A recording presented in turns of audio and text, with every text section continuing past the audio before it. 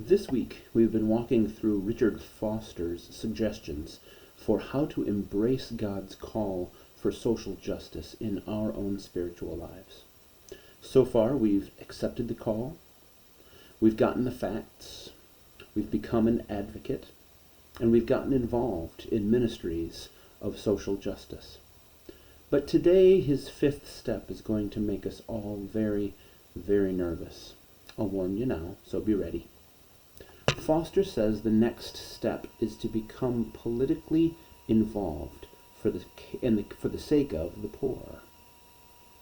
And anytime politics and religion cross paths, people get very, very nervous. Sometimes it's because throughout history, as we look back, politics has always won out in that clash. Now, that's not to say anything about God's omnipotence. That's more to speak to human religion. From the early popes, and you read their histories, and you'll find out all sorts of interesting things, right up to last month's election, religion tends to get steamrolled, or even usurped, by politics. How often have politicians courted the religious powers that be in order to win an election, or get a bill passed, or simply to gain power for themselves? When religion and politics go to war, politics almost always wins. Sometimes it's because too many churches have become more political than biblical. I've heard way too many sermons preached in my day that don't even mention Jesus or the scriptures much, just the political issue of the day. A friend and I used to sit in a worship service and keep track of how long into the service they went before they even first mentioned Jesus Christ. Often at the church that we were attending, it was 30 to 45 minutes, and usually only twice in the entire sermon at all.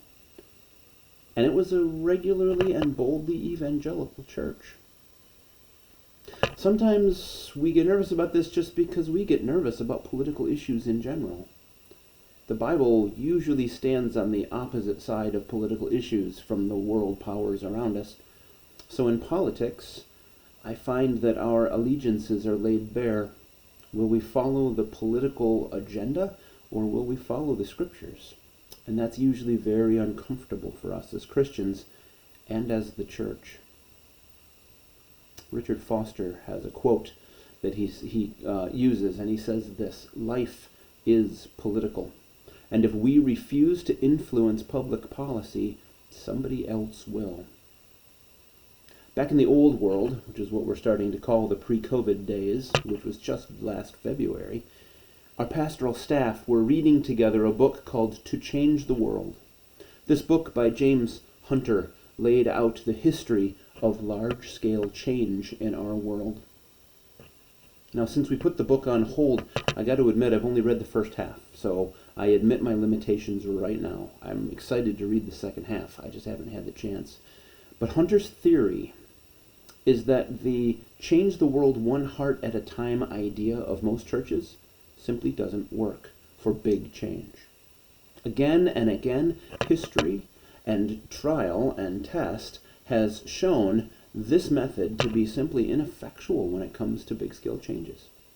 This kind of change generally only comes through powerful people making decisions at the top levels. Now, this is not a book about faith or how we should live. This is a book about how do we change the world. Now, he's quick to point out there are some anomalies to this concept. He mentions specifically by name the LGBTQ movement of the last 60 years as a wonderful example of change coming in spite of the top rather than from the top. This movement has gained speed and traction and influence without much political help. But the fact that this is an anomaly simply proves the rule. So, let's put these two things together. And we'll see that in order to act for justice on a larger scale than simply helping one person at a time, we will need political influence. So what does that mean for the church? Churches cannot back one party over another, and we don't. But what about this? What if in your own Christian life you considered these things? First, become a politician. Now, that's not very likely that many or really any of us would ever change careers midstream and take up politics for the sake of the poor. It would probably take an angelic visit, and even then we might not do it. But that doesn't sound like a move that Jesus would make in our lives, or does it? Okay, second idea then, change a politician. We influence politics all the time, every single one of us. Oftentimes we just don't even realize it. But how we vote, who we write to, what we discuss in our conversations and on social media, all affect politics. Politicians are supposed to be our representatives to the upper echelons of power where the real change can happen. So if we start speaking with them, building some relationship with them, we can begin to have them represent us in the powerhouses. So third and last is this: use your power.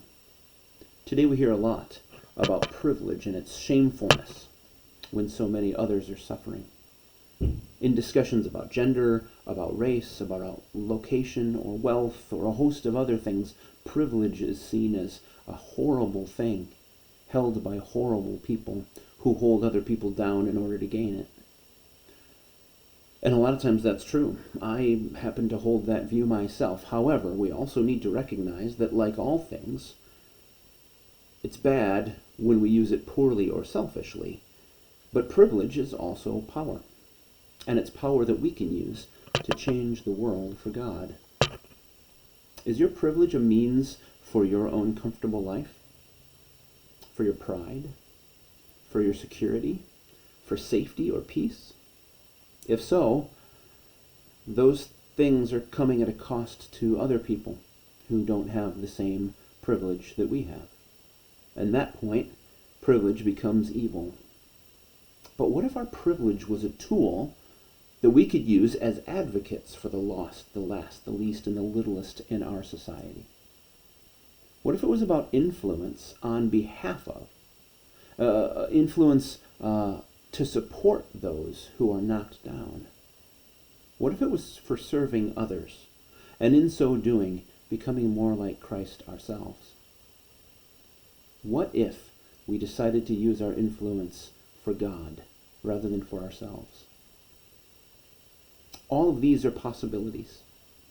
Some a little more far-fetched, but all possibilities of ways that we can begin to influence political structures to bring change for justice in this world.